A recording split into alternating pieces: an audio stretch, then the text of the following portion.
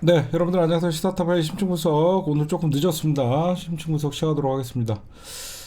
내일 윤 씨가 개각을 뭐 한다. 개각이 아니라 지금 뭐 비서실은 수석실은 다 바꿨어요. 지금 수석실은 다 바꿨는데 지금 요거 하나만 설명해 줄게요. 정책실장실이라는 실을 하나 신설을 했어요. 정책실장. 여태까지 청와대가 뭐 슬림하게 하겠다 그러더니 오히려 하나 더 만들었는데 3실장 5수석 체제로 개편을 했는데 딴 거 다 볼 거 없고 이 대통령실 정책실장은 윤석열이가 굉장히 신임하는 애래요. 이 자는 보니까 그 이제 왕 실장 있죠. 예전에 우리 김기춘 같이 왕 실장 노릇을 할 거라고 보여요. 근데 이관섭이거든요. 국정기획 수석을 하다가 이제 정책실장이라는 게 신설돼갖고 올라왔는데 딴 건 볼 거 없고 이 사람이 어떤 사람이냐면 문재인 대통령이 탈원전 정책 펼칠 때 자진 사퇴 그 당시에 한국 수력 원자력 사장으로 선임됐던 사람인데 옛날 한국 수력 원자력 사장이었는데 문재인 대통령이 탈원전 반대하니까 탈원전 정책 펼치니까 사퇴했던 자예요. 그래서 그냥 문재인 대통령께 반대했던 사람들 그냥 다 그 중용하는 거예요. 그렇게 볼 거 없고 그러니까 12월 4일 정도에 한 10개 부처 장관들 교체할 거라고 생각하는데 많은 사람들이 이때 한동훈이 뭐 포함될 거냐 안 될 거냐 이렇게 보는데 한동훈 포함 안 됩니다. 한동훈 언제 나올 거냐면요. 뭐 추경호나 이런 애들 나오고 근데 한동훈, 박진, 뭐 권영세 이런 원희룡 이런 사람들은 다 포함되지만 한동훈이는 포함 안 될 거예요. 한동훈이는 이재명 당대표 수사 끝까지 뭔가 꾸미다가 1월 달 정도에 장관직 그만둘 겁니다. 한동훈이는 1월 달에 나와요. 제가 분명하게 찍어줄게요. 한동훈이는 나머지 사건들 검찰을 우리가 끝까지 예의주시해야 돼요. 이재명 당대표를 또 체포동의안을 올릴 수도 있고 뭐 하여튼 12월 안에 뭔가 공작을 하나 하고 1월 달에 나올 겁니다. 1월 달이니까 12월 4일 날 있을 개각은 한동훈은 포함 안 될 게 뻔합니다. 그 다음에 내일 윤 씨가 그 노란봉투법이랑 방송 3법 내일 거부권 행사할 거예요. 내일 노란봉투법과 방송 3법 거부권 행사는 내일이 여러분들 아시다시피 이동관 그리고 손준성 그 다음에 이정석 검사 탄핵의 표대결이 있습니다. 지금 이 시간 국회 로텐더홀에서는 국힘당이 지금 연좌농성을 하고 있다라고 아까까지 얘기를 들었는데 어떻게든지 국힘당은 김진표 의장이 내일 국회 본회의를 출석하는 걸 막으려고 할 텐데 그러지 못할 거예요. 왜 그러냐면 국회 선진화법이 있어서 못합니다. 걱정하지 마세요. 내일 이동관 탄핵되고 손준석 탄핵되고 민주당이 단독으로도 의석이 충분하기 때문에 다 탄핵시킬 겁니다. 왜 예전 같으면 국회 의장실 점거하고 본회의장 못 들어오게 하는데 왜 못 들어? 국회 선진화법 때문에. 왜 그러냐면 지금 국회 선진화법에 걸렸다가는 내년 총선 못 나오거든. 날라가거든. 그치? 그래서 저것들이 지금 쇼만 하는 겁니다. 국회 선진화법이 지금은 아주 써먹기 좋아요. 지금 괜히 그 국회 아수라장 벌리는 쇼는 하고 있지만 할 수가 없어요. 알죠? 예전에 그 나경원이 빠루 들고 까불다가 총선 이후에도 막 수사받고 그랬잖아요. 지금 국힘당 애들도 잘못하다가 민주당이 국회 선진화법으로 걸어갖고 고발을 하게 되면 검찰이 이걸 수사를 안 할 수가 없습니다. 그리고 명백히 본회의 방해를 하면 이게 굉장히 죄가 무거워요. 그래서 당선 무효형이 나올 가능성이 되게 큽니다. 그래서 지금 뭐 연좌농성한다 뭐 까불고 있지만 못 막아요. 못 막아요. 내일 그냥 이동관 탄핵되는 순간 이제 방통위 정지당하고 손준성, 이정섭 그냥 다 날아가는 거예요. 그냥 형사처벌 대상이에요. 그래서 더불어민주당의 홍익표 원내대표가 국회 선진화법 위반을 하면 강력하게 경고를 했어요. 근데 지네들도 알아요. 의장실 점거하고 본회의 못 열리게 하면 안 나설라고 할 겁니다. 그러니까 내일 탄핵되는 거 여러분들 너무 걱정 안 하셔도 돼요. 알겠죠? 그 다음에 국힘당이 어제 그 부산 엑스포 개망신당했죠. 119대 29 석패를 했다라고 지랄들 하는데 석패의 뜻을 모른다고 제가 어제 말씀드렸죠. 그 다음에 이제 부산 시민들의 지금 냉랭한 반응, 뭐 기대도 안 했다, 뭐 개판이다, 부산 엑스포를 유치하는데 왜 강남 스타일이 나오냐, 부산 갈매기가 나와야지, 뭐 이런 얘기도 있었고 그랬는데, 얘네들이 이제 뭐 할 거냐면요, 미리 말씀드릴게요. 산업은행 부산 이전 띄울 거예요.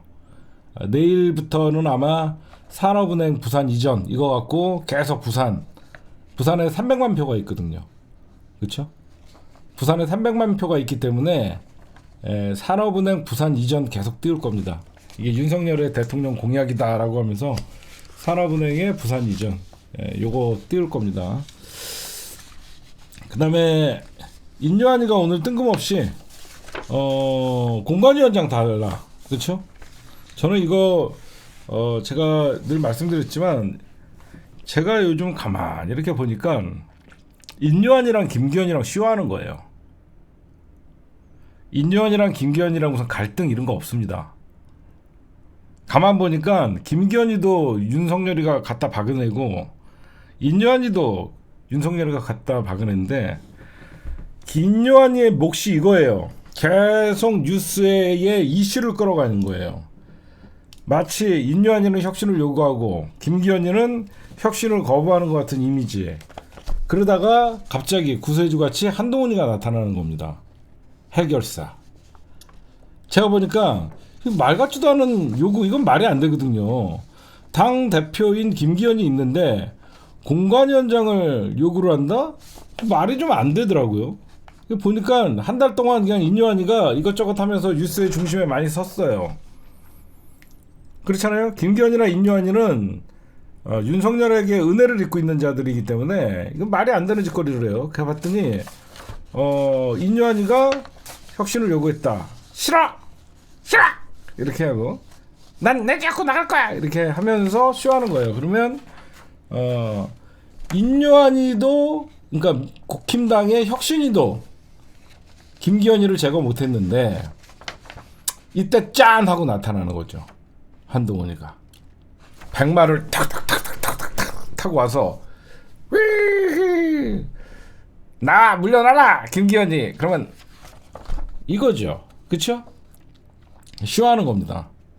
내가 아무리 봐도 그냥 쇼하는 거예요.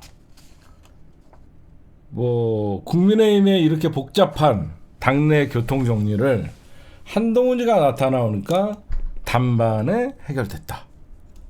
그쵸? 그럼 뭔가 기대치가 올라가고, 그러면 한대응은 비대위원장 또는 선대본부장, 이게 되는 거죠. 그 그림을 빌드업 하는 거예요. 그렇잖아요? 제가 딱 보면 이거 빌드업 하는 과정이에요. 제가 옛날에 인요한이가 뭐라 그러든지 말든지 신경 쓰지 말라고 늘 주장해 왔죠. 인요한이 뭐라고, 인요한이는 그냥 임 리스크다, 쟤는 입만 조심하면 된다라고 여러 번 얘기했는데, 지금 쟤네들 하는 짓이 그냥 언론의 그 주도권을 잡고 여기저기서 시끄러운 거 잠재우고 그랬던 것 같아요. 결국 한동훈이의 빌드업을 하기 위해서, 왜 그러면 한동훈이가 나설 때 김기현이가 거부할 수 없거든요. 그렇죠? 잘 생각해 보시면 김기현이가 김기현이나 윤핵관이라는 사람들이 한동훈이가 등장했을 때 자기네들이 정면으로 받아치지 못하거든요. 근데 김기현이니까 가능한 거거든요. 그래서 제가 보면 그렇게 보입니다.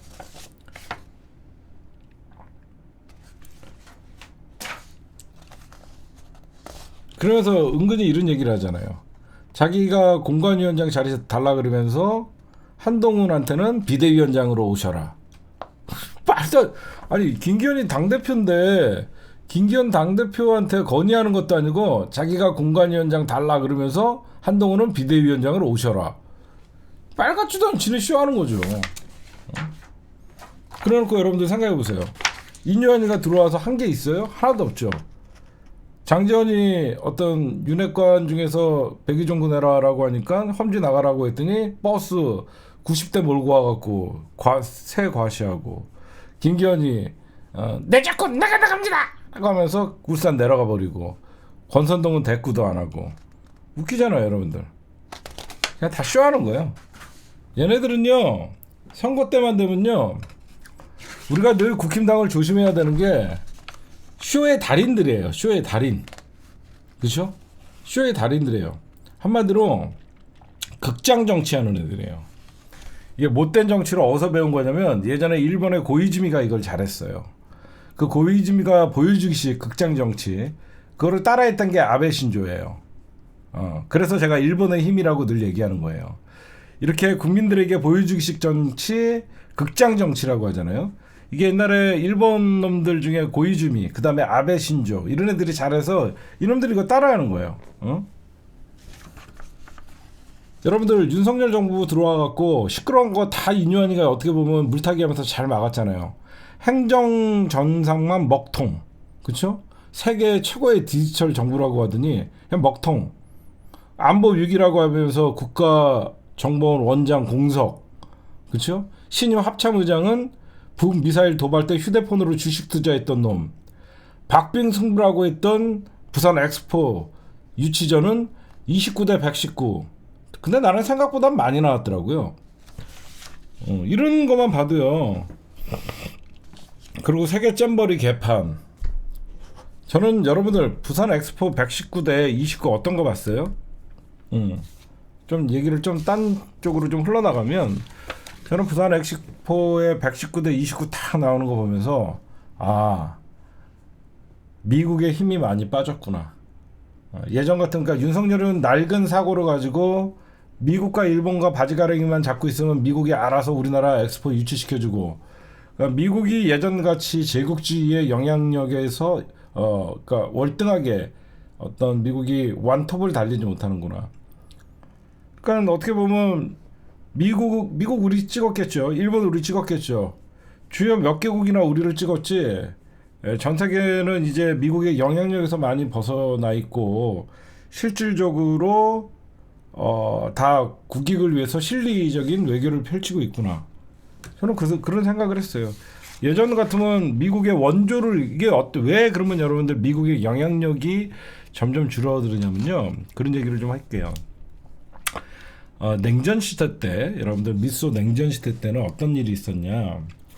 한마디로 제국주의였죠. 그 당시에 러시아와 그 당시에 소련과 미국의 양강체대 때, 미국은 전 세계에 엄청나게 많은 원조를 했습니다. 그렇죠?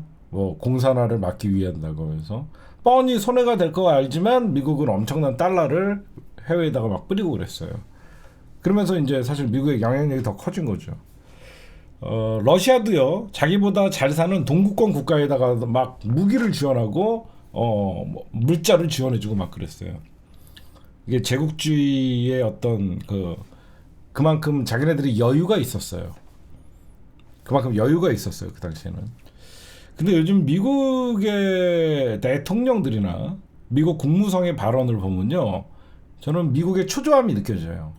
왜 그러냐면, 그러니까 예전에는 미국이 굉장히 본인들의 뒤에서는 딴짓을 하면서 겉으로는 세계 평화, 민주주의라는 얘기를 딱 가치를 걸고 얘기를 했는데, 이례적으로 미국의 대통령들이 굉장히 솔직해져요. 왜 솔직해지냐? 얼마 전에 지금 내년에 미 대선을 앞두고 각 주에 미국의 군수품, 그러니까 한마디로 무기 만드는 공장들이 있을 거 아닙니까? 근데 왜 바이든이 거기서 이런 얘기를 해요. 우리가 그러니까 미국 공화당에서는 우크라이나에다가 막 무기를 대주는 게 국민의 세금이 새는 거 아니냐 그러면서 막 비판을 하잖아요. 그러니까 예전 같으면 그런 얘기를 한 귀로 듣고 한 귀로 흘리는 미국 대통령이면 사실 세계 대통령이라는 자부심이 있었거든, 지네들은. 근데 이례적으로 그런 얘기를 합니다. 우리가 우크라이나에다가 무기를 대주는 이유는 우리의 재래식 무기들을 우크라이나로부터 소비를 하게 되면 우리 미국 안에 있는 무기 공장들이 다시 돌아가고 일자리를 늘리는 것이다. 그래서 그런 일자리가 늘어가면 거기 각 주의 어떤 이익이 오는 것이다. 이거 굉장히 이례적인 거거든요. 왜 그러냐면 여태까지 미국이 만약에 우크라이나에다가 무기를 대주면 우리는 러시아의 그 당시에 이제 공산화를 막기 위해서 우크라이나를 평화적으로 도와준다 이런 얘기를 해야 되는데 자기네들의 이익이 이면에는 있다는 것을 미국 대통령이 얘기를 합니다. 우리가 우크라이나에다가 무기를 대주는 것은 우리나라의 재래식 무기를 소비하면서 새로운 무기 공장들이 다시 그 무기를 만들기 위해서 공장이 돌아가고 거기에는 미국인들의 일자리가 생긴다. 미국답지 않은 발언이었죠. 그렇죠?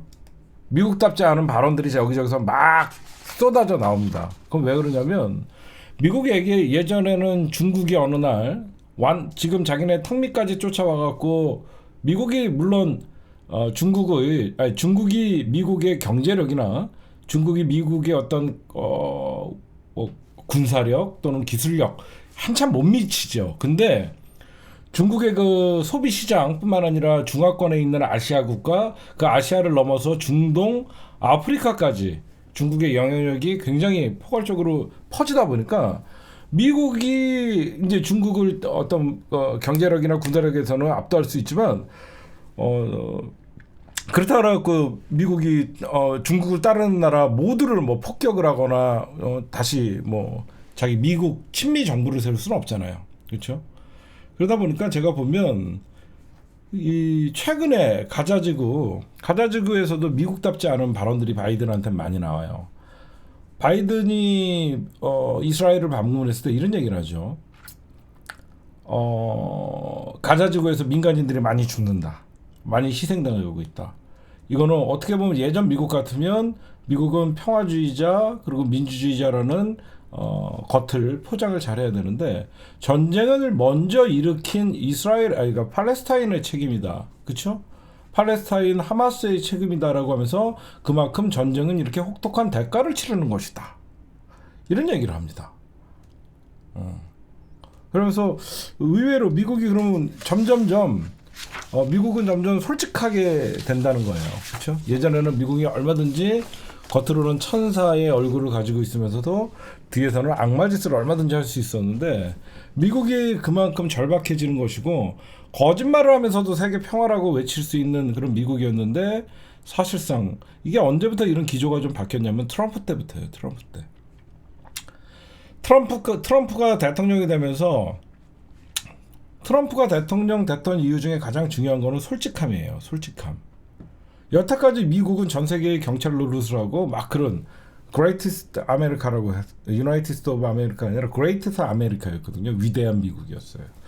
근데 그 빈틈이 바로 First America라는 미국 우선주의, 미국 국민들의 우선주의를 생각하면서 트럼프가 그 빈틈을 파고들었던 거거든요. 아니 왜 우리가 우리나라의 세금을 가지고 왜 외국 군대에 파견해서 우리 돈으로 저길 지켜줘야 되지? 그 돈으로 우리나라에 공장을 세우고 우리나라의 실업자들에게 일자리를 주자.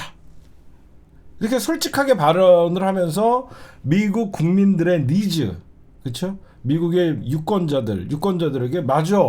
우리가 여태까지 맨날 강력한 그레이스트 아메리카라는 생각은 했지만 왜 우리는 항상 우리 국민들은 이렇게 불행하고 위험하고 우리는 못 사는데 왜 우리나라의 세금은 전 세계를 도와줘야 되냐. 그러면서 그 빈틈을 찾아갔던 게 트럼프였거든요. 하여튼 제가 무슨 얘기하다가 일로 빠졌죠? 하여튼 뭐 그 윤석열이나 부산 엑스포 얘기하다 그랬죠. 그러다 보니까 미국이 예전같이 해외에다가 원조를 하거나 그런 나라였고 미국만 바라보는 나라가 전 세계에서 우리나라밖에 없다는 거예요. 제가 그 얘기를 하는 거예요. 아프리카 국가들도 실리를 위해서 중국에게 손을 들어주고 그래서 중국의 영향력에 있는 사우디에게 표를 주고 아시아 국가들도 자기의 실리를 위해서 미국이 예전같이 돈을 풀지 않아요.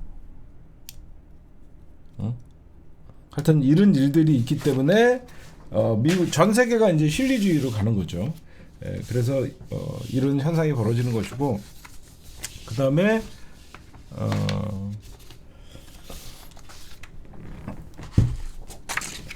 오늘 중요한 거 제가 오늘 아주 이 병립형이냐 연동형이냐 이거 갖고 오늘 민주당 의총에서 격론이 벌어졌습니다, 여러분들. 제가 이 정치 바닥에 제가 정청래 의원님을 10년 이상 알았지만 처음으로 정청래 의원님이랑 저랑 의견이 갈립니다. 근데 제가 이 연동형이나 이 병립형이냐 이거에 대해서 굉장히 싸울 필요 없다, 이렇게 하면 되겠다 라고 제가 생각하는 게 있어요. 연동형으로 가야 돼요. 제 생각은 연동형으로 가되, 여러분 잘 생각해 보세요. 그러면 잘못하면 민주당이 손해를 본다. 잘 보세요. 이렇게 하면 연동형 비례형 우리가 손해보지 않아요. 이재명 당대표의 공약이었고 정치 개혁이었어요. 어떻게 하면 되냐면요, 민주당이 연동형을 하고 위성정당 방지법을 받아주는 거예요. 받아준 다음에 어떻게 하면 되냐, 여러분들 만약에 위성정당을 만들면 왜 난리를 어디가 제일 난리를 쳤죠? 우리가 지난 더불어시민당을 만들 때 힘슬보 노동당 소수 정당들이 민주당 막 욕했잖아, 그쵸? 정의당이나 녹색당이나 민중당이나 뭐 이런 정당들이 난리를 쳤죠. 진보 진영이, 그쵸? 제 말 이해가 가시죠? 우리가 민주당이 위성정당 방지법을 받으면 위성정당을 못 만들잖아요. 그렇다고 뭐 어떤 정당이 나오지 못하는 건 아니지만, 근데 우리가 위성정당을 만들 때 결국은 욕하는 애들이 소수정당이었어. 그래서 우리가 이번에 위성정당 방지법을 만들자는 거야. 그래서 제가 지금 여러분들에게 말씀드린 건 뭐냐면, 위성정당 방지, 이거 솔로몬의 지혜 같아요. 이재명 당대표가 위성정당 방지법을 받고 연동형을 받고 범진보연대를 민주당이 앞장서서 만드는 거야. 그러면 거기서 나머지 소수정당들과 회의에서 원래 더불어시민당도 그렇게 하려고 그랬거든. 민주당도 범진보연대 비례정당에 참여를 하는 거지. 그럼 얘네들이 반발이 없잖아. 우리 얘네들이 반발하는 것 때문에 위성정당 방지를 했잖아. 이런 소수정당들에게 모든 표는 민주당 의원들이 가야지 표가 일로 다 온다. 그래서 의석 배분을 나눠 가지면 되잖아. 그럼 싸움 날 게 없잖아. 그쵸? 너는 아직 방송하고 있냐? 네가 보고 있으니까 맨날 방송하지. 그쵸? 그러면 될 것 같아요, 제가 보면. 여태까지 우리가 위성정당 만들면 제일 욕한 게 정의당, 녹색당, 민중당, 진보당 이런 정당이었잖아. 그러니까 민주당이 이번에 얘네들 때문에 위성정당 못 만들었던 거야, 눈치 봐서. 그러면 민주당이 위성정당 방지법을 받아들이고 범진보연합으로 하나로 가자.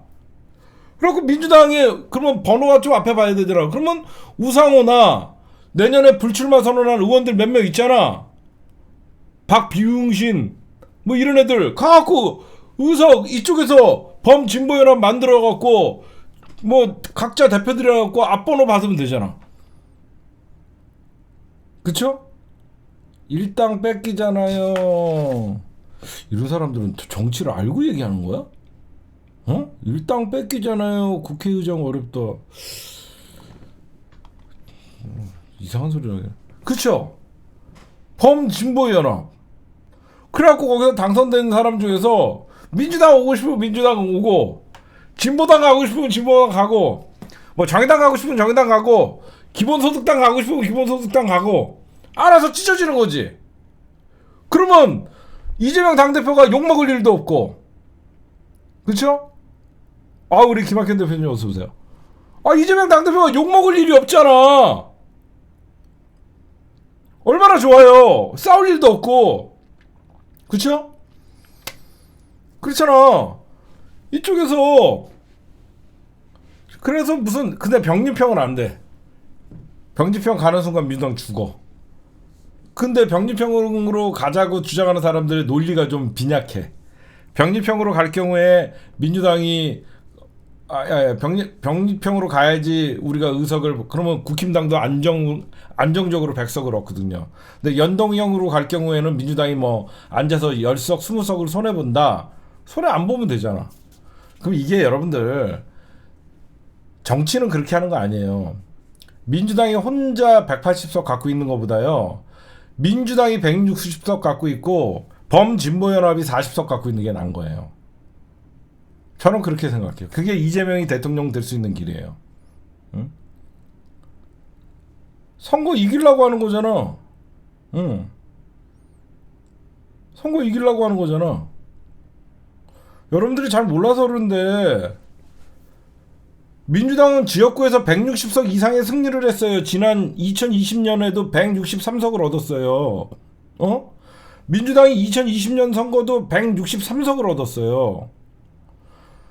이재명이 대통령이 되고 민주당이 더 윤석열을 탄핵을 시키려고 그러면요, 우리 목표가 윤석열 탄핵 아니에요? 내가 하나만 물어봅시다. 내년 총선 이긴 다음에 민주당 단독으로 180석 얻고 국힘당 120석 얻으면 뭐 할 거야? 응? 나 하나 물어보자고. 민주당 180석 얻고 국힘당 120석 얻으면 탄핵 못해요. 제가 생각할 때는 민주당이 160석 갖고 있고 150석 이상이면 원내 일당이에요. 민주당이 당연히 일당 되는 데는 아무 하자 없어요. 민주당이 원내 일당 되고, 그 다음에 160석 가지고 나머지 소수 정당들이 연합을 해갖고, 뭐 민주당이 욕심 같아서는 지역구에서 170석. 지난 총선보다 이번 총선이 훨씬 민주당에게 유리하다고 저는 생각하거든요. 부울경도 뒤집힐 수 있고 다른 지역도, 서울도 그렇고. 그래서 민주당이 지역구에서 170석, 그리고 범진보 연합에서 한 40석, 그리고 한 넉넉 잡고 210석, 그 다음에 국힘당과 그 아류들이 90석. 저는 그래서 이렇게 하는 게 이재명 당대표가 작은 소수 정당들에게도 욕먹지 않고, 그렇죠? 민주당이 자금이나 민주당이 의원들 배지가 많기 때문에 내년에 불출마 선언을 하시는 분들은 다른 작은 정당들과 함께 다 가고, 그래서 범진보 연합을 민주당이 도와주면 되잖아. 민주당 소수 정당이 민주당을 따라올까요? 그거 제가 해봤거든요. 제가 해봤어요. 지난 더불어시민당이 처음에는 녹색당, 정의당 뭐 이런 데 다 모아갖고 범진보 연합을 하려고 그랬었어요. 이들은 의석을 좀 나눠주면 돼요. 의석을 좀 나눠주면 돼요. 똑같이 해주면 돼요. 뭐 1번 민주당, 2번 뭐 어디 뭐 자기네들이 나오는 후보 있죠. 배분을 잘해주면 돼요. 배분을 잘해주면, 왜 그러면 녹색당이 지난번에 한 3석 정도를 원했던 것 같아요, 제가 알기로. 근데 녹색당은 한 석만 가져도 되지 않았나 이런 생각을 해서 좀 결렬이 됐는데, 이번에는 민주당이 통큰 양보를 해갖고 무조건 정당별로 n분의 1 하자, 비례 의석, 응? 보이지 않게 뭐 이렇게 통합을 하면 이재명 당대표가 통큰 양보하는 것 같고 범진보 진영의 맏형 노릇을 할 수 있고, 저는 그렇게 해서 우리가 무슨 연동형, 왜 가만 생각해봤어. 우리가 위성정당을 만들면 누구를 의식해서 만들면 안 되지? 이런 생각을 해봤거든요. 저쪽은 대놓고 위성정당을 만드는데, 우리는 위성정당을 만들 경우에 이재명 당대표가 위성정당을 만들지 않겠다 일단 얘기하고 정치개혁 얘기했기 때문에 거기서부터 이재명 당대표에게는 좀 마이너스가 되고, 위성정당을 우리가 만드는 순간 소수 야당들에게 욕을 졸라 먹어요.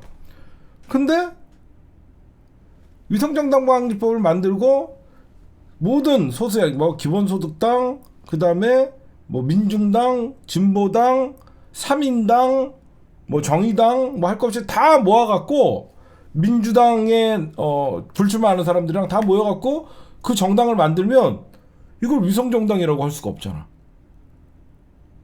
그렇죠? 이걸 누가 위성정당이라 그래? 기존에 있던 진보 연합이 됐는데, 이거는 누가 봐도 위성정당이라고 얘기를 할 수는 없죠. 그래서 이런 얘기가 여러분들 오늘 논의에 나왔어요.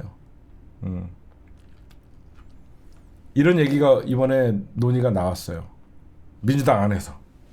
오늘 의총에서 뭐 병립형으로 가야 된다, 연동을 막 치열하게 토론하자 하다가, 그러면 우리가 위성정당 방지법을 해놓고 그러면 범진보연합을 우리가 같이 플랫폼으로 만들어 보자.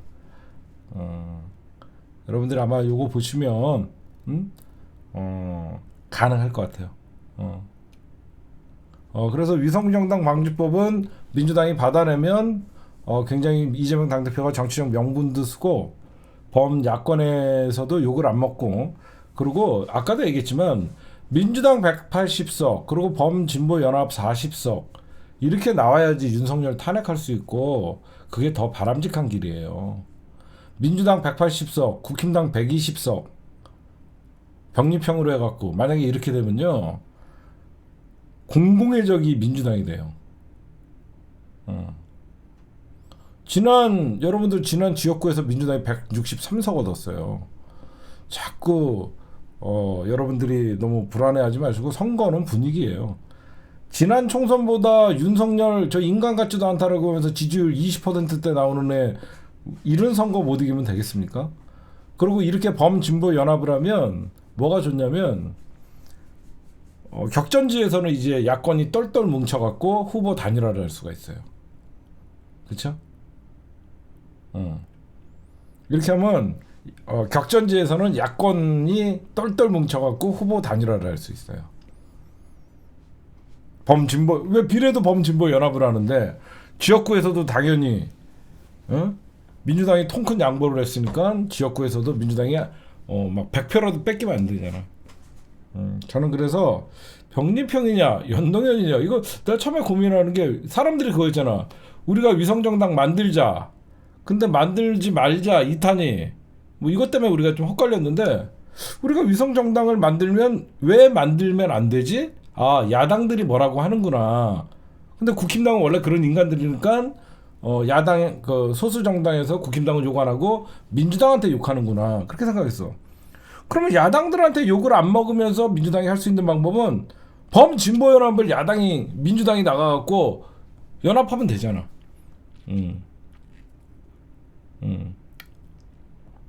그렇게 하시면 됩니다. 알겠죠? 제 말이 애매하다고 느끼시는 분들은 아직 이 선거법에 대해서 이해도가 떨어지시는 분들이니까 다시 한번 들어보시고, 그렇게 하면 될 것 같아요.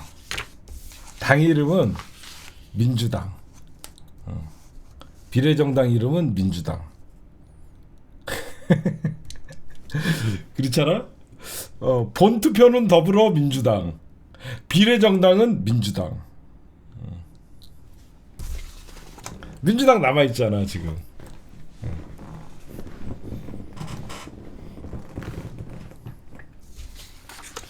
그렇게 해도 될 것 같아요. 근데 중요한 거는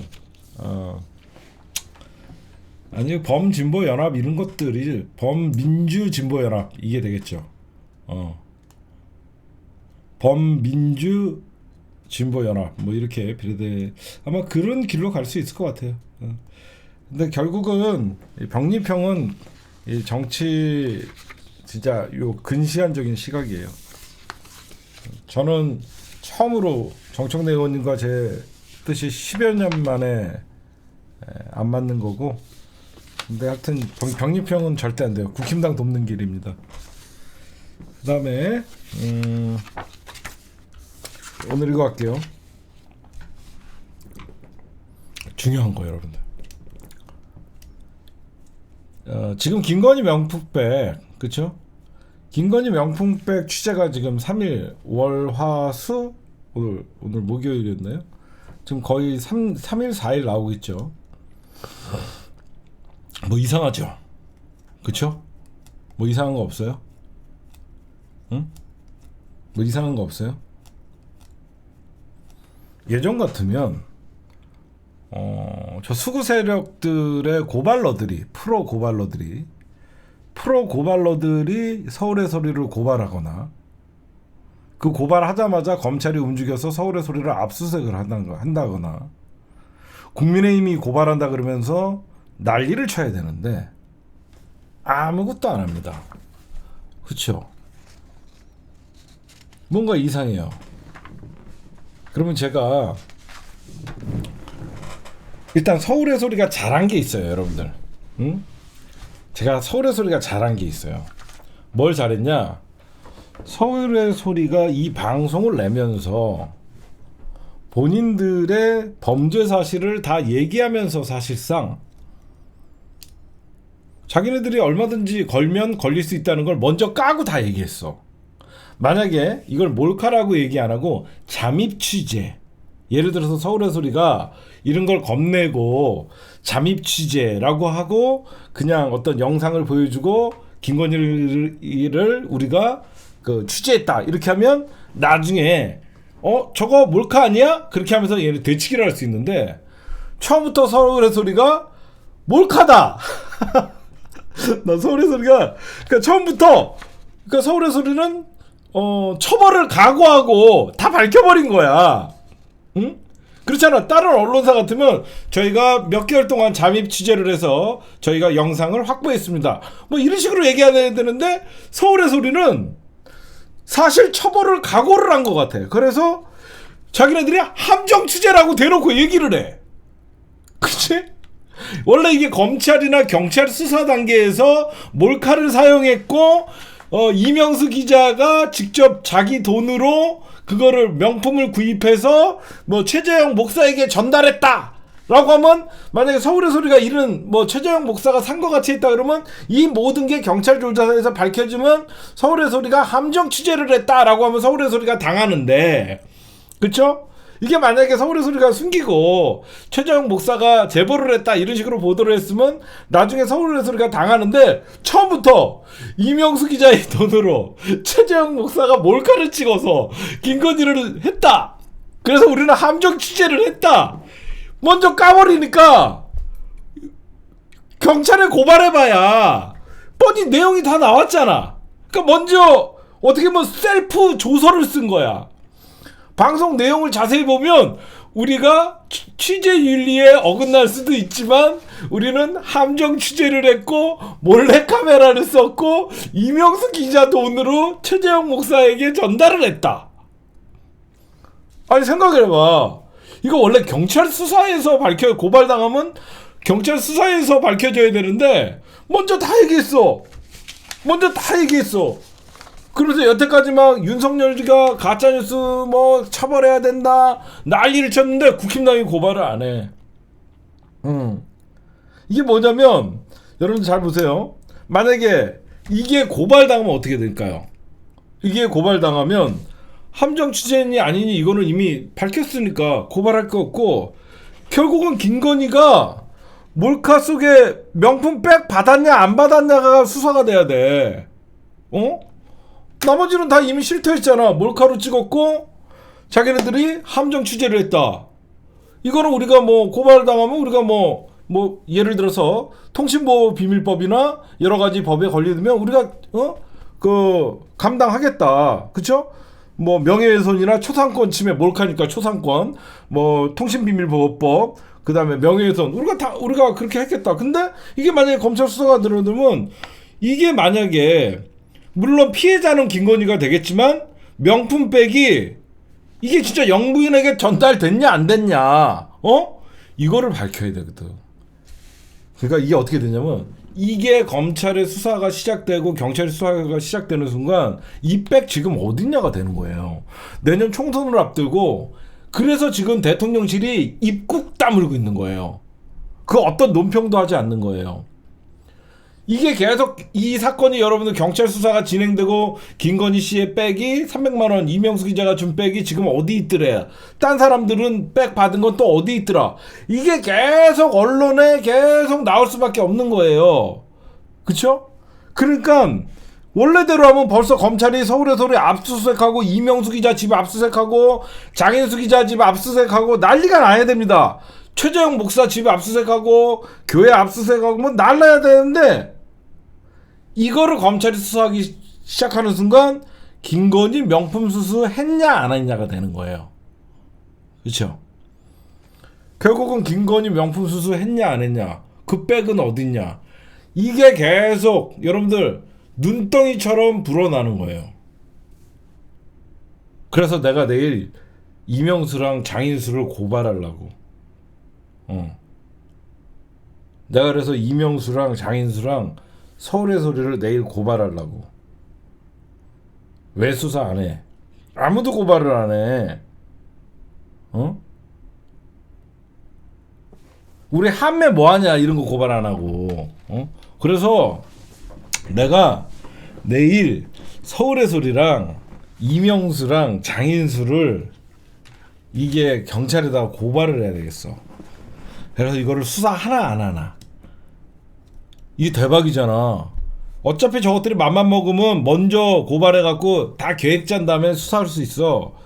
근데 이거를 내일 내가 이명수, 장인수, 최재형 목사님을 고발을 해. 어떻게 나오나 고발해 보려고.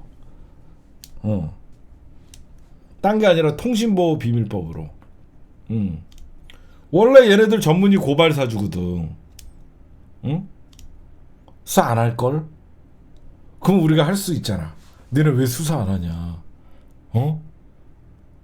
니들 왜 수사 안 하냐?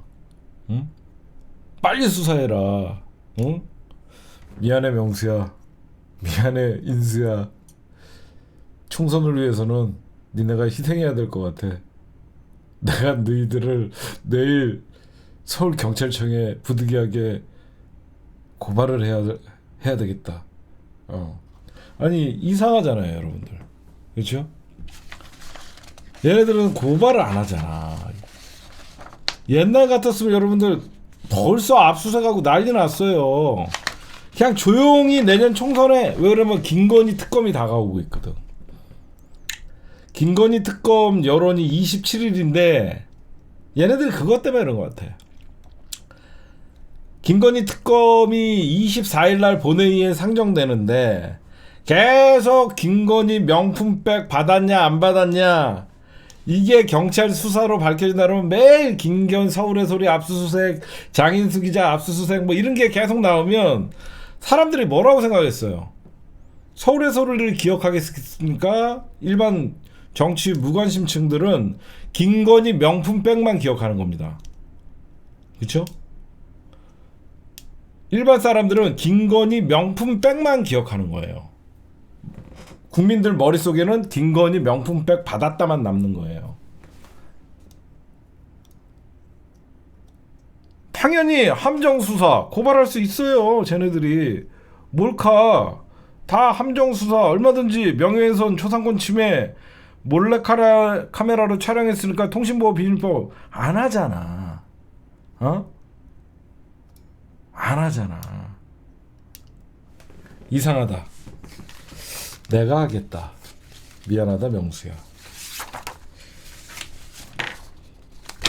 그 다음에 그쵸? 이상하죠?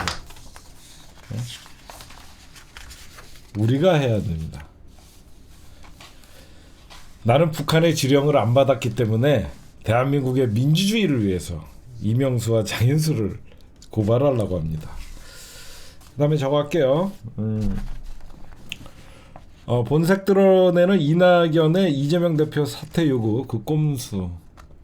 뭐 김어준 총수 요즘 저랑 몇 개 안 맞아요. 이낙연 대표가 신당 창당 못한다고 자신있게 얘기하는데 아니에요. 제가 취재를 해보거나 제가 해보면요, 이낙연 신당 창당할 가능성이 훨씬 높아요. 이낙연이 지금 누구 만나고 다니냐면요, 김종인 대표 만나고 다녀요. 이낙연 안 만나고 봐요. 뭐 이낙연이 지금 김종인 만나고 있고요, 금태섭도 만나고 있고요. 지금 이낙연의 발언을 보면요, 자기는 개인보다는 당을 위해서, 당보다는 국가를 위해서라는 말을 합니다. 여러분들, 국가를, 자기는 당보다 국가가 우선이다라고 얘기하는 사람은요, 언제든지 대한민국을 위해서는 당을 버릴 수 있다라는 뉘앙스거든요. 그래서 오늘 처음으로 이재명 대표 사퇴를 얘기합니다. 일주일에 몇 번씩 법원, 이런 상태로 총선을 치를 수 없다. 그러니까 1월 달까지 이재명 당대표 체제로 총선 치를 것 같으면 지금 이낙연 주변에 지금 벌써부터 연대와 공생이라는 싱크탱크가 있고, 얼마 전에 이낙연 지지자들이 여러분들 정당 창당했죠. 지금 제3지대에 합류할 생각이 있어요. 그래서 지금 아니라고 얘기 안 하면서도 지금 신당 창당합니까? 라고 물어보면 말할 때 하겠다 계속 이러고 있는 게 뭐냐, 이재명 날아가지 않으면 신당 창당하겠다는 겁니다. 그렇죠? 이낙연이가 말해야 할 때 말한다는 거는 이재명 당대표가 앞으로 조금 뭐 자기 우리가 생각하는 검찰의 마지막 영장 청구나 아니면 여러 가지 넘어야 할 산들을 넘고 이재명 당대표가 내년 총선을 지휘하는 모습을 만약에 굳혀진다. 그러니까 아직도 이낙연이가 말해야 할 때 하겠다라는 말은 아직까지 이재명이 내년 총선을 지휘하는 건 아니다라는 내포가 비명계는 아직도 그런 쿠데타를 꿈꾸고 있는 것이고, 이재명 당대표로 내년 총선이 치러진다라고 이제 확정이 되면 그때 행동하겠다는 겁니다. 그러면서 당에서 결단해야 된다. 그러니까 이재명 당대표가 스스로 물러나라는 사퇴 압박을 합니다.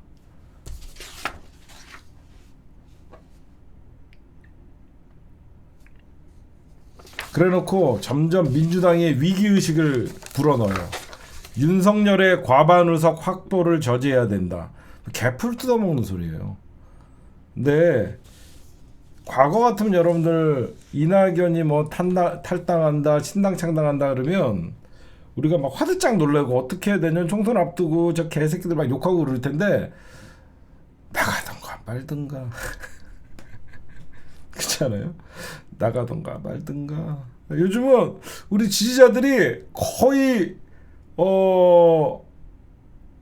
도의 경지에 오르다 보니까 이낙연이 나가던가 말든가, 뭐 진짜 예전 같으면 여러분들 생각해봐. 예전에 문재인 당대표 시절에 2016년도 그 당시에 안철수가 나갑시다. 그래도 다시 한번 생각해보고요. 하면서 막 찾아갔잖아. 그때 막 문전박대 당하는 문재인 대통령 보면서 우리가 얼마나 마음이 아팠어. 그쵸? 밉지만 안철수가 안 나가기를 얼마나 바랬냐고, 그렇게 순진할 때. 근데 우리 지지자들도 산전수전 공중전 다 겪다 보니까 지금 우리 지지자들이 예전 지지자들이 아니에요. 예전에는 뭐 민주당이 야당은 진보는 분열로 짓고 막 그럴 때 막 그런 말들이 너무 뼈저리게 와닿고 슬프고 그랬는데 요즘은 가든가 말든가 때가 되면 말해야 할 때 제가 신중 말해야 할 때가 되면 제가 아무런 감흥이 없어. 오히려 나가주세요. 그쵸? 응? 아니 오히려 나가주세요. 안 그래요, 우리 김학현 대표님? 이제는 예전에 우리 막 아마 김학현 대표님이나 우리 민주지형 막 뭐 분당한다 그러면 막 저분 막 신나들고 가서 안 된다 그러면서 막 앞에서 절대 분당 막자 그러면서 막 데모하자 그랬을 텐데 요즘은 아무도 그런 분당한다 그런 건 막아야 된다는 지지자 봤어? 응? 없어졌죠. 예전엔 여러분들 우리 민주당 야권은 절대 분열하면 안 된다 그러면서 막 분당하면 막 우리 지지자들이 나서갖고 분당 막아야 된다 그러면서 난리가 났었거든. 요즘 누가 나간다 그러면 빨리 아니 빨리 가서 빨리 가 빨리 가라 그러지 잡지도 않아. 그냥 지금은 누구 나간다 그러면 빨리 가. 빨리 가. 그래. 잡은 적 없어. 진짜 이런 거 보면 지지자들이 진짜 현명해지고 똑똑해지고 정말 제가 그런 거 보면서 이낙연이 한동훈이가 움직일 때 같이 움직일 거예요. 제가 보면 한동훈이가 국힘당의 뭐 비례대표 비대위원장이나 이런 거 올 때 뭐 민주당은 이제 공관이 띄우고 사실상 이제 내년 경선 체제 이재명 당대표가 공천 작업 끝나고 막 그렇게 할 때 더 이상 민주당에는 민주가 없습니다. 도덕성을 상실한 민주당은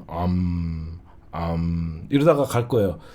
더 이상 국민들에게 실망을 시키는 민주당의 모습을 도저히 볼 수가 없습니다. 이러면서 나갈 겁니다.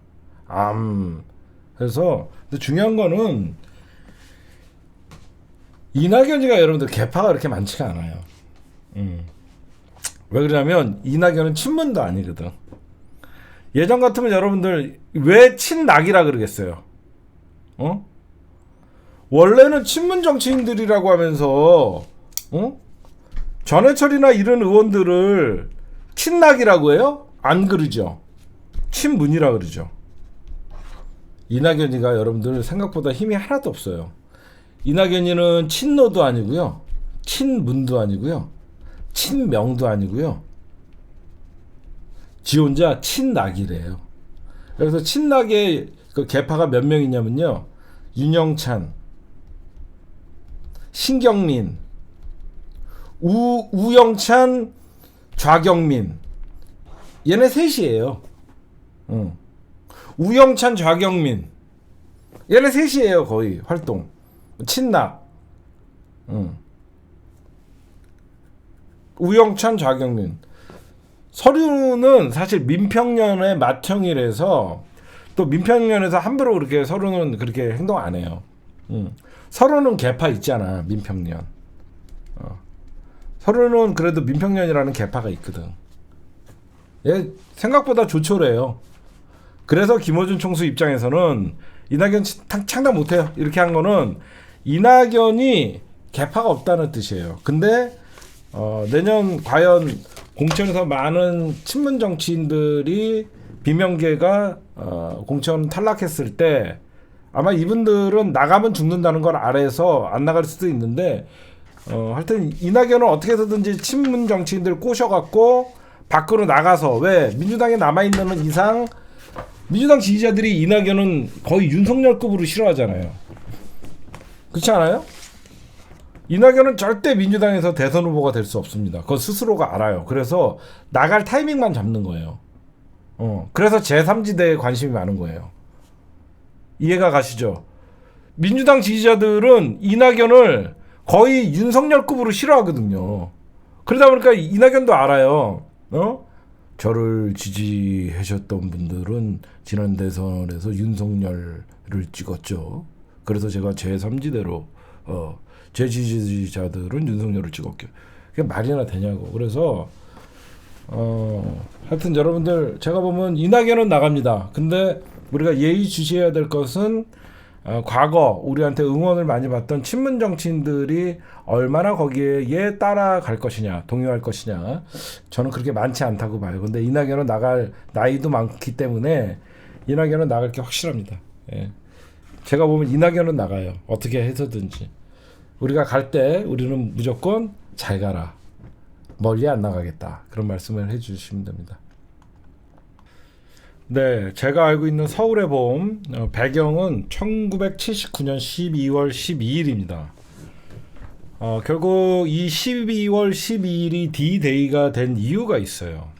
이게 영화에서 나오지 않는데 그 당시에 중앙정보부장이었던 김재규가 안가라고 했던 그 박정희랑 같이 술을 먹다가 지금으로 치면 국정원장이에요. 국정원장. 10월 26일 날 박정희가 비명행사했죠. 한방에 갔죠. 궁정동 안가에서 지금으로 치면 국정원장이었던 김재규가 박정희를 죽이는 사건이 발생합니다. 그래서 그날 이후로 바로 뭐가 계엄이 선포가 되죠. 그렇죠? 그날 박정희가 딱 죽은 날 바로 계엄이 선포가 되면서 그 당시에 육군 참모총장이었던 정승화가 계엄 사령관이 된 거예요. 계엄 사령관. 그러면서 자연스럽게 그 당시에는 국무총리가 우리나라도 지금도 그랬지만 박근혜가 탄핵당할 때 황교안이가 권한대행을 했듯이 그 당시에 박정희 정부에서 국무총리가 최규하였어요. 최규하. 그래서 최규하가 얼떨결에 대통령 대행을 하면서 취임까지 했던 겁니다. 그런 구조예요. 그렇죠? 그래서 이제 정승화가 이제 사실상 모든 군의 통솔권, 인사권을 쥐고 있었어요. 군의 통솔권과 인사권을 정승화 계엄사령관이 쥐고 있었는데, 이게 계엄사령관 밑에 보안사가 있던 거예요. 그 보안사가 결국은 박정희가 죽으면서 합수부가 돼버린 거예요. 합동수사본부. 합동수사본부의 장이 바로 전두환이가 돼 있던 겁니다. 보안사 출신이라서. 그래서 이제 보안사령관이 투스타밖에 안 되는데 막 일국의 차장들, 장관들 막 불러다가 조지고 난리가 난 거예요. 그러니까 그때 이제 많은 그 전두환이의 선배들이 볼 때 전두환이 저거 왜 이렇게 설쳐? 이런 말들이 나왔었어요. 전두환이가 왜 이렇게 이름을 설치고 다녀? 이렇게 하면서 이제 경계하기 시작했어요. 10월 26일 이후에 거의 한 달간 전두환이가 막 지 세상같이 막 지 선배들, 그 당시에 이제 하나회 있죠. 하나회는 뿌리 깊게 군대 비밀 사조직이었습니다. 자기네들은 육사 출신들이 자기네들끼리 이제 전두환이가 육사 11기거든요. 육사 11기예요. 노태우 동기를 중심으로 해갖고 자기네 선배, 뭐 후배, 막 포스타도 있고 황영시나 이런 애들, 선배 군단장도 있고 막 그러면서 자기네들이 육군의 주요 보직을 다 차지하고 있었어요. 거기에 육본에도 가 있었고 다 가 있었습니다. 하나회가.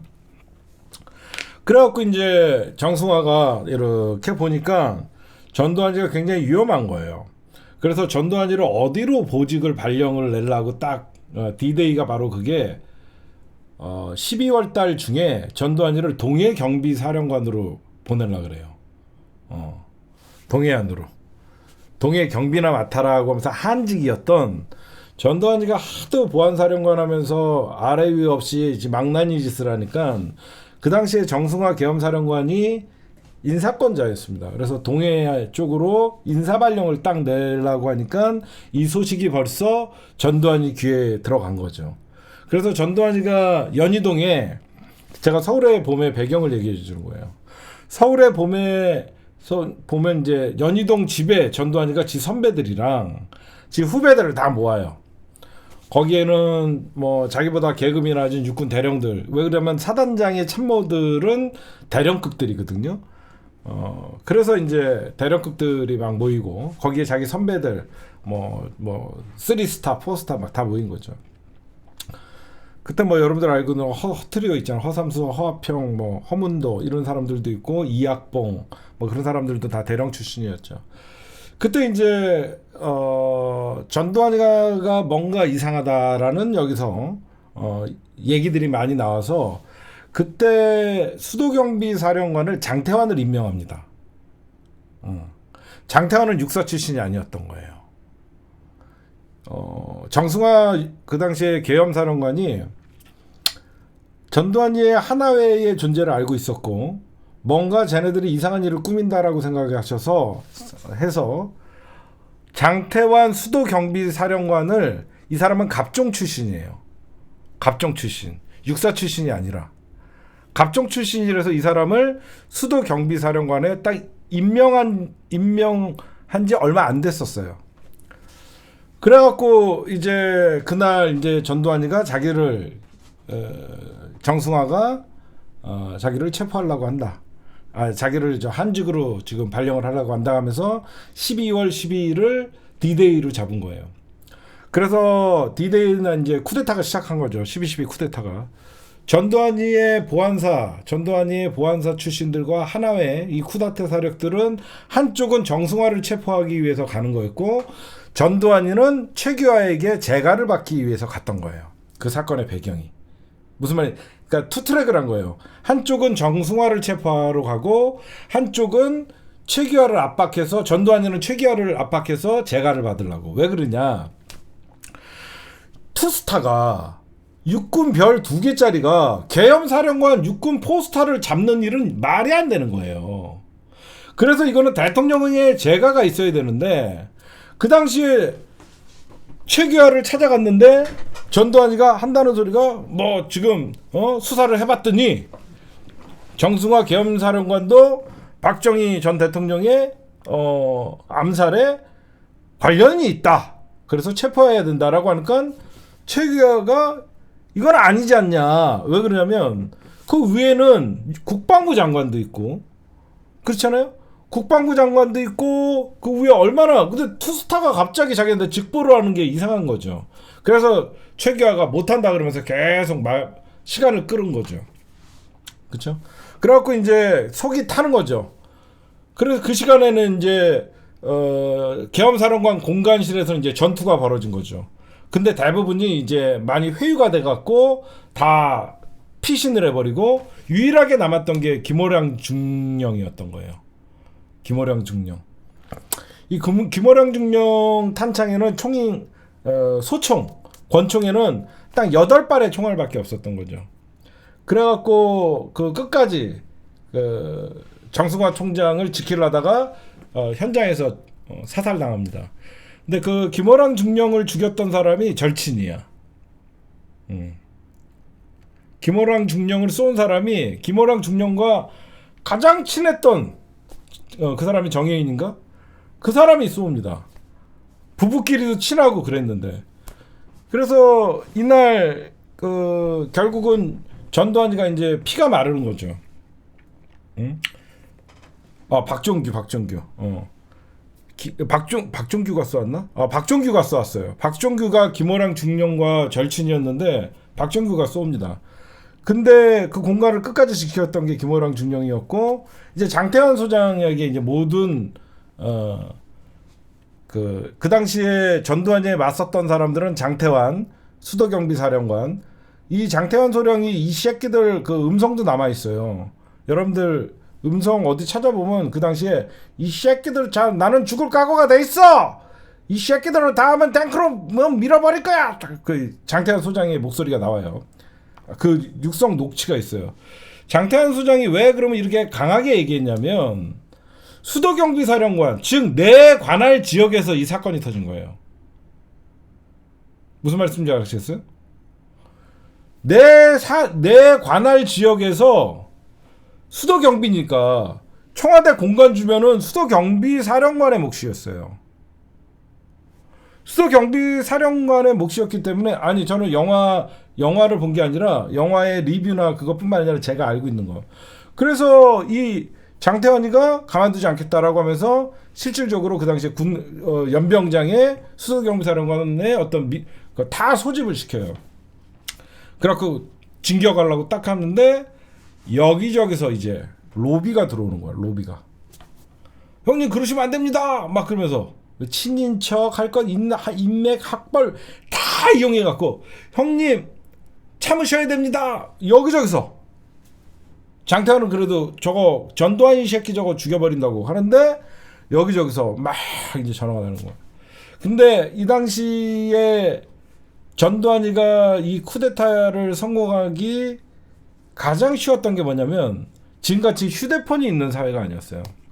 그때 이제 최규하는 그 당시에 노재현 국방부 장관만 계속 찾은 거야. 국방부 장관 어디 있어요? 국방부 장관 어디 있어요 지금? 네. 왜 이럴 때 국방부 장관은 보이지가 않는 거예요? 왜? 국방부 장관한테 군에 어떻게 돼 있는지 들어봐야 될 거 아니에요. 그렇죠? 근데 국방부 장관이 보이지가 않는 거예요. 그 당시에 국방부 장관은 어디냐면 미팔군으로 도망갔어요. 국방부 장관이 미팔군으로 도망가요. 숨은 거예요. 숨은 거. 그랬더니 미팔군에서 당신이 국방부 장관인데 당신이 지금 돌아가갖고 정리를 해야지. 당신 여기서 숨어서 뭐하냐 그래서 오히려 미군이 국방부 장관 노재현을 쫓아냅니다. 그때 이제 장태환은 출동까지 하려고 그러다가 여기저기서 형님 이제 끝났어요 막 이런 소리 들리고 그래서 출동까지 하려다가 이제 멈추죠. 그때 이제 가장 이제 예의주시했던 게 어디였냐면 정승화가 육군 참모총장이었잖아요. 근데 정승화 총장이 연락이 안 된다. 정승화 총장이 전두환이 일당에서 잡혀갔다라는 소리를 들으니까 육군 본부가 난리가 난 거죠. 왜 사태 파악이 안 되는 거예요. 왜 사태 파악이 안 되냐? 전두환이가 보안사령관이었기 때문에 모든 통신을 전두환이가 다 듣고 있던 거예요. 진짜 영화 안 봤어요. 전두환이가 모든 통신을 다 듣고 있었어요, 그 당시에. 보안사에서 모든 암호, 감청 이런 것들을 다 듣고 있었어요. 그래서 다 듣고 있다 보니까 육본에서 어떤 얘기가 흘러나오고 무전이 날아가고 그런 것들을 다 감청하고 있었어요. 그때 여러분들 알고 있는 정승화 총장 바로 밑에 3스타, 정승화 총장은 계엄사령관에도 포스트하고, 그때 윤석민이 참모총장인데 이놈만 전두환이 체포해라 명령만 떨어졌어도 사실상 진압이 가능했었어요. 근데 윤석민이가 기다려보자 하면서 계속 시간을 끈 거예요. 그러니까 윤석민이가 결단을 하지 못한 거죠. 만약에 윤석민 육군 참모차장이, 정승화가 없을 때는 자기가 군의 최고 통수권자인데 지금 국방부 장관이 없어져서 윤석민은 계속 국방부 장관만 찾고 앉아있고, 좀만 기다려보자고 하고 앉아있고, 그러면서 계속 시간이 끌린 거예요.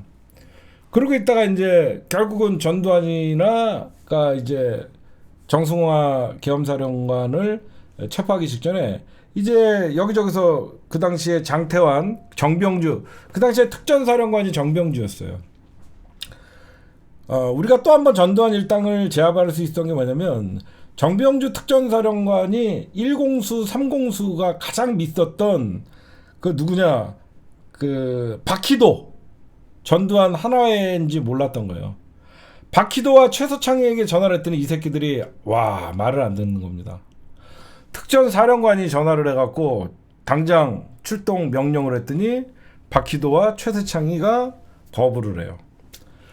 그래갖고 이제 어떻게 되냐, 마지막으로 희망을 걸 수 있었던 게 바로 구공수예요. 구공수. 그래서 구공수가 실제로 출동을 합니다. 구공수가 출동을 해갖고 그 서울에 거의 진입을 했는데, 그때 이 윤석민이가 육군 참모차장이 돌아가라고 합니다. 구공수가 거의 이 전두환 일당을 제압하기 위해서 거의 구공수가 서울에 진입해갖고 넘어오는데, 이 윤성민 그 당시에 육군 참모차장이 이러다가 내전이 발생하면 안 된다라고 하면서 돌려보내요. 그게 제가 이 서울의 봄을 보지 않는 이유가 결론이 너무 아쉬우니까. 누군가가 결단을 내렸으면 전두환이라는 살인마는 사형을 당했어야 되는 거거든요. 시간차였어요 진짜. 그렇잖아요 여러분들. 그 당시에 구공수만 서울에 진입해갖고 이 쿠데타 반란 세력들, 전두환 일당들을 제압했다 그러면 사실 전두환이는 사형당했죠. 하나회는 전부 형장으로 끌려갔겠죠. 충분히 막을 수 있었죠. 근데 여기저기서 이제 하나회가 총 출동을 합니다. 근데 여러분들이 하나회를 우습게 볼 게 아니라, 전두환이와 하나회는 선후배할 것 없이 그 당시에 황영시, 유학성, 막 3스타 이상인 별자리들, 막 군단장들, 사령관들, 거기에 각 지역의 참모장들, 얘네들이 배신을, 그러니까 6본 안에서 왜 6본의 윤석민이가 그 당시에 육군 참모총장의 대리 역할을 했는데 이렇게 결단을 못 내렸냐, 6본 안에도 하나회가 침투해 있던 거예요. 6번 안에도 하나회가 침투해 있다 보니까 계속 윤석민이의 판단을 흐리게 한 거예요. 윤석민 참모총장한테 이상한 보고를 계속하고, 이러다가 큰일 납니다. 뭐 북한의 움직임이 이상합니다. 뭐 그런 식으로 하나회 출신들이 윤석민 차장한테 계속 이상한 보고를 계속하니까 윤석민이는 계속 국방부 장관을 찾아야 된다. 그러면서 계속 시간을 기다렸던 거예요. 그때 이제 모든 게 이제 이게 12.12 사태가 벌어지고 나서 이제 새벽에 거의 이제 진화가 돼서 결국은 거의 한 10시간 이상을 버티던 그 최규하가 결국은, 이 새끼들이 얼마나 웃기냐면 정승화를 먼저 체포해놓고 나중에 재가를 받아요. 재가를 받고 체포를 해야 될 거 아닙니까?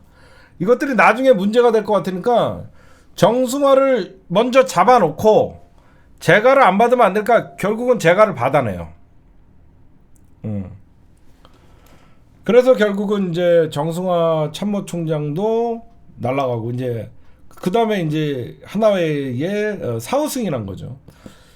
그러고 나서 이제 모든 게 이제 군 안에서는 하나회가 그리고 전두환이가 성공했다 이렇게 하면서 이제 전부 수긍하는 입장이었고, 그래서 12.12의 날이 저물고, 그래서 정승화 계엄사령관이 오히려 박정희 시인이 암살 사건에 공범으로 하면서 오히려 보안사 합수부에 가고 조사를 받고, 장태환 소장은 사실상 엄청난 고문을 받고, 그러다가 나중에 뭐 그 아들도 죽고 부인도 나중에 2년 후에 스스로 목숨을 끊고 집안이 풍풍지박산이 났죠.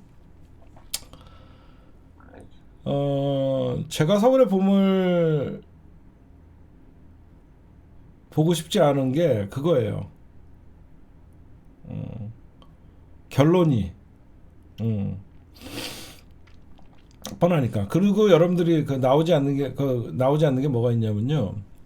그 김호랑 중령의 부인 백 무슨 여사예요. 그 여사가 너무너무 억울하잖아요. 그렇죠?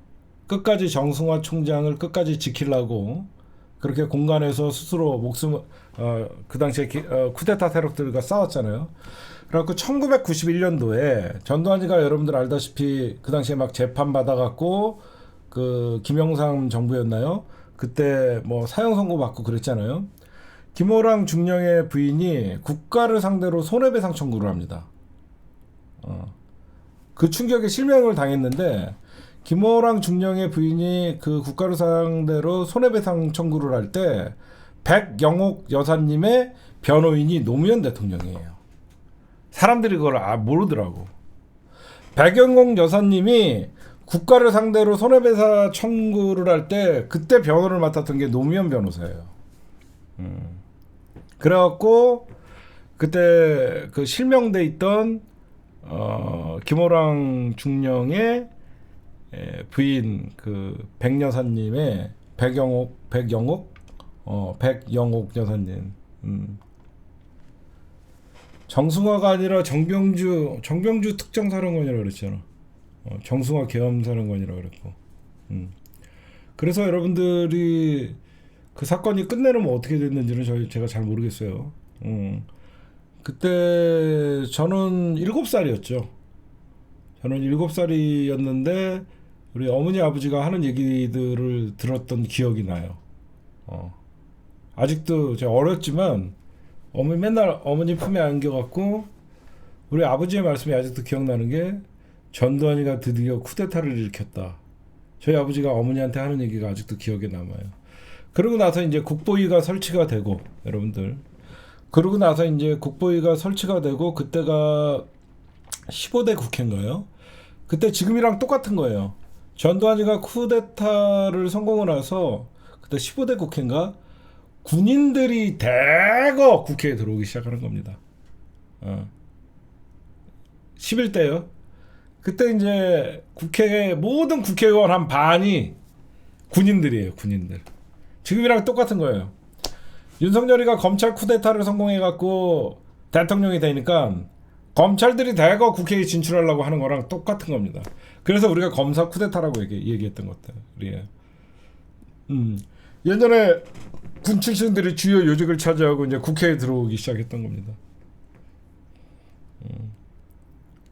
그래서 이제 결국은 국보위가 설치가 되고 전두환이가 5.17 쿠데타를 함으로써 이제 자기 대통령 작업을 했고, 그리고 그 당시에 전두환이 군부 독재에 물러나라, 전두환이가 대통령 되려는 걸 막기 위해서, 그러니까 5.17 쿠데타가 바로 전두환이가 대통령이 되기 위해서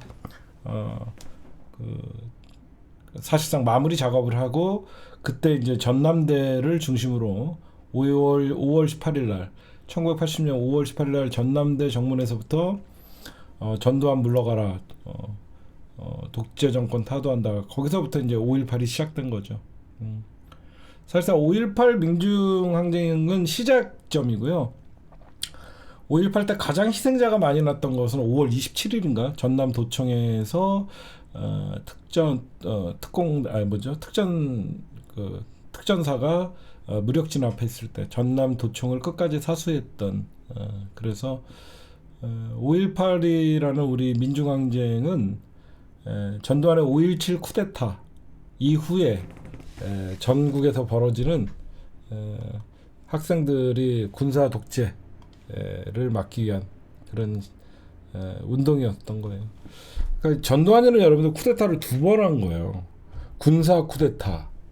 그 다음에 그러니까 5.17 비상계엄을 때리면서 사실상 여러분들 그걸 보시면 전두환이는 쿠데타를 2번 일으킨 거예요. 군사 반란은 12.12 사태를 일으켰던 거고 1980년 5월 17일 날 전두환 노태우를 비롯한 하나회 인사가 정권 장악을 위해 주도한 비상계엄 확대 조치. 5월 17일 날 비상계엄 확대 조치를 딱 하니까 5월 17일 24시부터 비상계엄을 전국으로 확대하니까 영장 없이 학생, 정치인, 재야 인사 바로 2,699명을 그냥 막 잡아들여요. 그러면서 이제 실질적으로 자기가 5.17 내란 12.12는 군사 반란이고요. 5.17은 내란 사건으로 불리는 거예요. 여러분들 그걸 좀 구분하셔야 돼요. 알겠죠?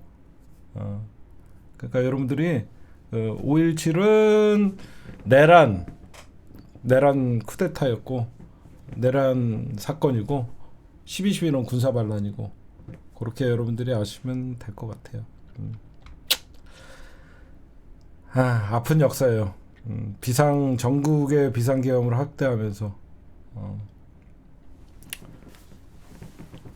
네, 제가 아는 서울의 봄 여러분들이 진짜 영화 안 봤어요. 안 봤는데 하도 리뷰가 많길래 내가 아는 거랑 그런 것들을 보다 보니까 여러분들이 아마 도움이 좀 되셨을 것 같아요. 그러고 나서 이제 5.18이 된 거고 그 다음에 전두환이 정권이 들어서고 그러고 나서 이제 학살이 벌어진 거고 네, 제가 서울의 봄을 보지 않았던 이유 결말이 너무 슬프고 분노스러워서 안 봤던 겁니다. 네.